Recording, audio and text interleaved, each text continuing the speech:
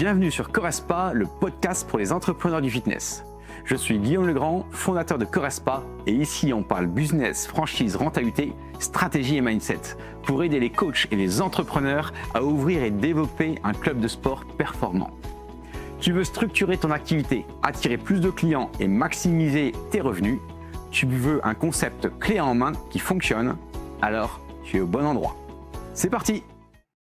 Bonjour à chacune et à chacun, et on se retrouve aujourd'hui pour un nouvel épisode de notre mini-podcast pour se préparer au webinaire du 18 novembre qui arrive dans quelques jours, qui traitera des 5 clés pour réussir son ouverture de club en 2025-2026.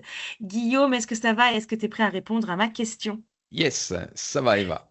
Sur quoi Alors, tu vas me lancer aujourd'hui? Jusqu'à présent, on a surtout parlé de l'état d'esprit, etc. Et là, j'ai envie de te dire, on arrive quasiment au bout et j'ai envie de voir les étapes. Alors, on a sur plein de podcasts, on a parlé des étapes, de comment passer et du financement.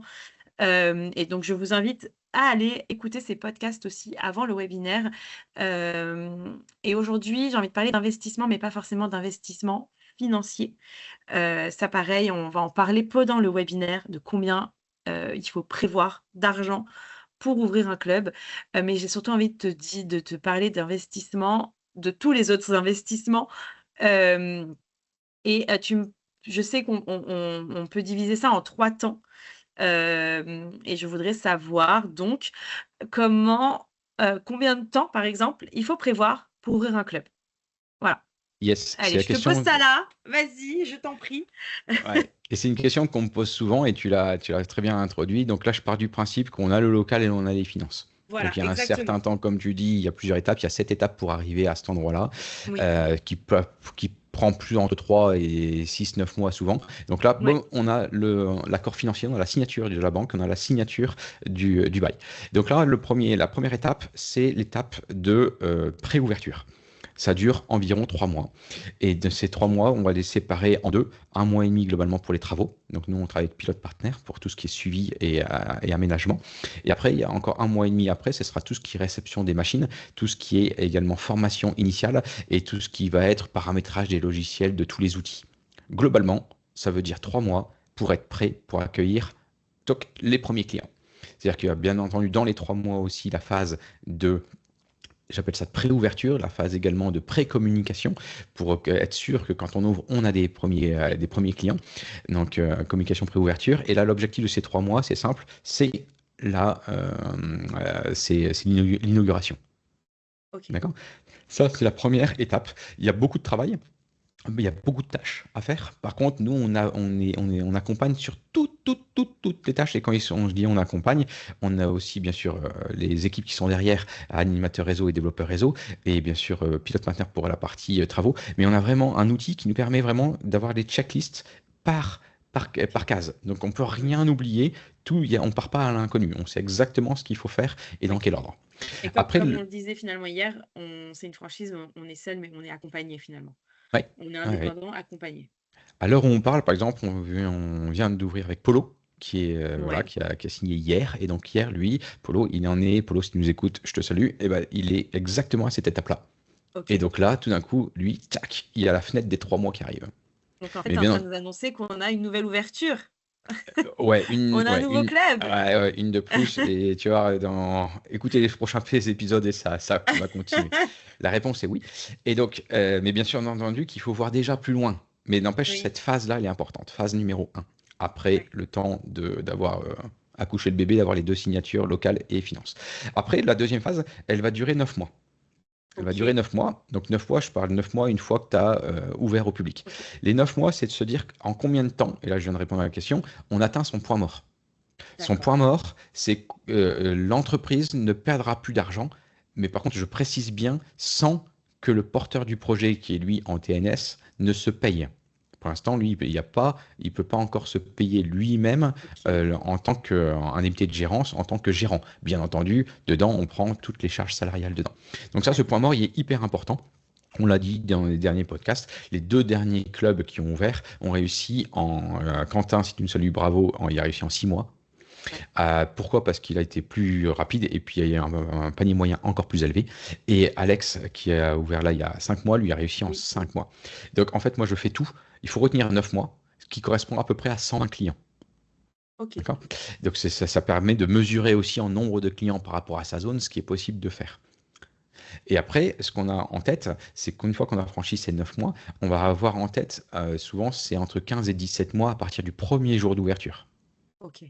Et ça, c'est le retour sur investissement. Si on veut voir plus large, on va dire dès la deuxième année. Pourquoi? Parce que ça, c'est le retour sur investissement, tout simplement, de dire la première année, on est à l'équilibre ou on est en perte. Et après, la deuxième année, eh ben, on va gagner. Mais l'objectif, c'est gagner moins les pertes de la première année si jamais il y a eu des pertes la première année. Si on est en modèle coach sportif, on peut trouver l'équipe dès la première année. Quand on est en modèle plutôt investisseur proactif, donc non diplômé, eh ben, on va être en perte légère la première année. Et donc la deuxième année, on retrouve l'équilibre total. Et là, le gérant peut commencer à se rémunérer au bout des 15 à 17 mois dans ces eaux-là. Ok. Donc en D'accord. fait, si vous êtes gérant ou non coach sportif, pardon, euh, et que vous allez débarquer dans l'univers magnifique du sport et de la santé, je trouve que c'est extrêmement important à savoir. C'est que déjà au tout début, on n'a pas forcément de finances, enfin on n'est pas rémunéré. Et en Alors, je te coupe plus, là-dessus, Eva, parce qu'il y a une vas-y. aide. Il n'y a qu'une seule aide qui existe vraiment. Les aides pour Ouais. créer, on prête corrige, hein, ça, il faut être clair. Par contre, il y a une aide qui est vraiment valable et les banques l'aiment bien parce qu'elle vient de l'État, donc elle est entre guillemets Ok. garantie. Et aujourd'hui, tous mes clubs, je connais pas un club qui n'en a pas bénéficié, qui ne voulait pas en bénéficier, tous, ouais, tous, c'est qu'en fait, tu as l'aide à la création. Et l'aide Ok. à la création, c'est dès que tu as travaillé au moins 6 mois en CDD ou CDI dans n'importe quel type de domaine, eh ben, tu vas globalement toucher l'équivalent à peu près du SMIC, ou 80% de ce que tu touchais avant, Ok. pendant 17 mois. Et ça, c'est une aide qui est vraiment royale, parce que cette aide-là, elle est faite sur le porteur de projet directement, Ouais. et non pas à l'entreprise. Et donc ça, c'est une aide qui permet, entre guillemets, et j'ai pas dit qu'on va vivre Non. décemment, mais qui permet de créer avec cette notion-là. Et ça, Oui. ça c'est pas à négliger du tout, parce que c'est vraiment c'est fiable. Et cette aide, elle s'arrête le jour où on prend 1 euro dans la boîte. Donc globalement, Ok. il faut rien prendre pendant 17 mois. Donc ça, c'est pas à négliger, il faut l'avoir en tête. Et l'autre paramètre qu'on peut avoir aussi, pas dans notre secteur de fitness, hein, de manière générale, tout créateur de projet en PME ne se paye pas la première année. Ça, Ok. il n'y en a pas. Tu peux avoir toutes les études qui existent, des banques, tout ce que tu veux. La première année, on ne se paye pas. Ou alors de cette manière-là. D'accord. Mais pas par la boîte. Et souvent, l'objectif, si tu viens sur la franchise, mais c'est valable pour les structures qui ne sont pas franchises non plus, souvent on retrouve l'équilibre la deuxième année. Ok. Donc en fait, c'est à quelle vitesse on est capable d'atteindre son point mort dedans. Et après, la dernière la dernière phase, elle est nettement plus longue parce que ça va être justement, et là, je ne vais pas dire qu'il y a nos limites, il y a les limites du concept en tant que tel, combien on peut avoir en chiffre d'affaires. Nous, le chiffre d'affaires type, c'est 300 clients x 93 de panier moyen, tout ça x 13 mensualités. Et donc on arrive à 400K. Et donc ça, c'est Ouais. se dire en 200 mètres carrés, on peut atteindre 400K et à quelle vitesse on peut y arriver. Et donc là, on va être entre la deuxième année et la cinquième année. Souvent, on y arrive entre 4 et 5 ans. C'est D'accord. souvent dans ces eaux-là. Et la rentabilité pleine par rapport à combien on peut se rémunérer, on l'a vraiment au bout de 5 ans. Parce qu'en fait, c'est là où toutes les machines, notamment les machines et travaux, les amortissements sont finalisés. Oui. Et c'est pour ça que moi je fais des franchises sur 7 ans, parce qu'entre 5 et 7 ans, c'est là où on a vraiment la pleine rentabilité, parce que normalement les coûts ils sont moindres et le chiffre d'affaires est le plus performant. Ok. Et une fois qu'on a ça, bah, selon les personnes, c'est eux qui vont choisir combien ils veulent se rémunérer en indemnité. Moi, ce que j'aime bien dire, et c'est pour ça que je parle d'EBITDA, parce qu'après, ça dépend des personnes ce qu'ils veulent faire. Est-ce qu'ils veulent avoir une voiture de fonction? Est-ce qu'ils veulent avoir d'autres Oui. avantages à mettre en charge d'exploitation? Est-ce qu'ils veulent tout mettre en réserve? Est-ce qu'ils veulent tout se payer en indemnité, mais en même temps donner la moitié à l'État? Donc ça, chacun il fait ce qu'il veut en tant que franchisé. Oui. Au bout de 5 ans, tu peux te dire 57 d'EBITDA, ça correspond à 200 000 euros. Et ces 200 000 euros, c'est toi qui choisis bah, justement ou comment tu vas les utiliser, comment tu vas les mettre. Si tu prends une indemnité, bah, tu peux dire que l'État prend la moitié, donc ça correspond à 100 000 d'indemnité. Ou alors tu peux te dire, je le mets dans une holding, je le fais travailler via une SCI, etc. Ok. Donc, pour Tu vois, on résumer un s'amuse peu. encore. Je vais te dire encore une fois le mot, on s'amuse dans ces épisodes. C'est là où on s'éclate. Parce qu'en fait, en fonction, on va optimiser fiscalement pour la boîte, on va optimiser fiscalement pour personnellement. Et en fonction de où on en est dans la vie et ce qu'on veut faire dans la vie, Ouais, eh ben, on va justement tirer les bonnes ficelles où il faut. Et c'est là aussi où on peut venir, je peux venir encourager et orienter par rapport à l'expérience que j'ai des porteurs de projets les porteurs de projets peuvent être bien différents, hein. Ça peut oui, franchement être un coach sportif qui rêve d'avoir sa boîte et c'est juste énorme. Et ce que je suis en train de parler là, il me regarde des gros yeux en disant c'est quoi? Et ça peut être carrément un investisseur qui pour lui est complètement normal et naturel et qui a ouais. l'objectif de créer 4-5 clubs et qui va petit à petit avoir des placements de ce style-là. Ok, mais c'est la semaine des nouveautés parce que là, il y a quelques jours, c'était amusé compta et là, c'est amusé fiscal. On reste dans le Ouais. même domaine, mais moi, ça m'amuse pas. En tout cas, merci Guillaume d'avoir répondu à mes questions. Je voulais juste, enfin, dis-moi si c'est un bon résumé, mais faut avoir conscience que c'est aussi un investissement de temps, que ça peut prendre du temps, qu'il y a des soupapes financières finalement et que c'est aussi un soulagement de savoir que quand on va se lancer dans cette aventure, on va pas être non plus 0 revenu. Ça peut être un frein pour beaucoup. Hem et du coup, si alors déjà, est-ce que j'ai juste dans mon résumé? Oui, et après, on n'en a pas parlé, mais l'objectif, c'est qu'après, ça performe. Si tu veux un Oui, ordre d'idée, on me pose souvent la question, là, je réponds en EBITDA, mais combien ça gagne concrètement? Si tu prends les modèles coach, c'est des personnes, si tu mets tout en indemnité, ça correspond entre 8 et 10 cas par mois net. Et si tu OK, prends plutôt le modèle investisseur, tu seras à peu près entre 4 et 5 net. Donc, c'est hyper rentable. Donc OK, c'est ça qui est, et pour des temps qui vont être complètement différents. Le coach qui va plutôt être en coaching également, il va diminuer progressivement et sortir de l'opérationnel. Et l'investisseur qui lui ne sera pas du tout dans l'opérationnel, donc peut avoir un autre boulot qui est à côté. Donc en fait, il y a l'investissement en temps et l'investissement en argent. Mais ce qui est hyper intéressant, c'est le parcours.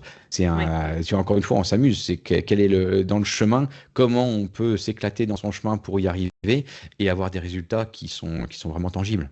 ouais. Oui, je comprends. Mais alors, si vous êtes coach, si vous n'êtes pas coach, si vous êtes entrepreneur et que vous avez envie, de vous lancer dans cette aventure, le webinaire aura lieu dans, 2 jours, le 18 novembre, à 12h30 en ligne. Vous pourrez aussi poser directement vos questions à Guillaume, si vous en avez, et ça traitera des 5 clés, pour ouvrir un club rentable en 2025-2026. Alors n'hésitez pas à vous inscrire. Sachez que si vous ne pouvez pas être présent le jour J et que vous êtes inscrit, vous recevrez aussi le replay, du webinaire. Merci Guillaume, d'avoir répondu à cette question qui me paraît fondamentale et qui est hyper importante, je trouve, quand on veut ouvrir un club. Et je vous dis à tous à très vite. Merci À Guillaume. très vite, et tu peux me donner une idée, on aurait pu l'appeler Comment investir intelligemment. Eh ben Sur ce, super. bye bye. Voilà.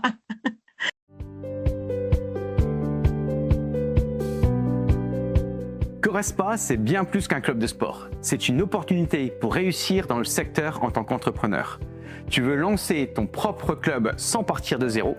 Tu veux un modèle éprouvé et un accompagnement pour réussir? Alors réserve un rendez-vous en visio sur mon agenda en ligne et parlons de ton projet. À très vite pour un nouvel épisode et d'ici là, passe à l'action!